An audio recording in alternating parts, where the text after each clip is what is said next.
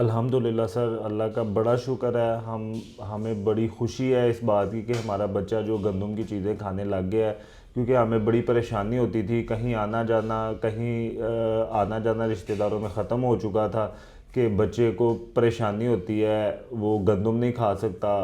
اب الحمدللہ اس نے چیزیں شروع کی ہیں اور انشاءاللہ امید ہے کہ آگے مزید یہ گھر کے سارے افراد کے ساتھ بیٹھ کر کھانا کھا لیتا ہے؟ الحمدللہ سب کے ساتھ بیٹھ کے، یہ پہلے تو اس کا ہر چیز علیحدہ تھی، اس کی کٹوری علیحدہ تھی، اس کی پلیٹ علیحدہ تھی، روٹی علیحدہ سے بنتی تھی۔ الحمدللہ اب یہ سب کے ساتھ بیٹھ کے ایک ہی کٹوری میں ایک ہی جگہ پہ ہم سب بیٹھ کے کھانا کھاتے ہیں۔ ہمیں اتنی خوشی ہے کہ میں بتا نہیں سکتا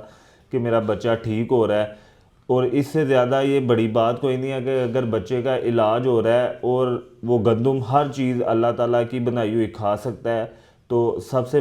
بہتر چیز یہ ہے، اور میں حکیم صاحب کا شکریہ ادا کرتا ہوں کہ جن کے پاس آ کے ہمیں یہ جو ہے وہ فائدہ ہاں بیٹا، آپ بتائیں، آپ بسکٹ کھا رہے ہیں، روٹی کھا رہے ہیں، آپ کو پرابلم تو نہیں ہے،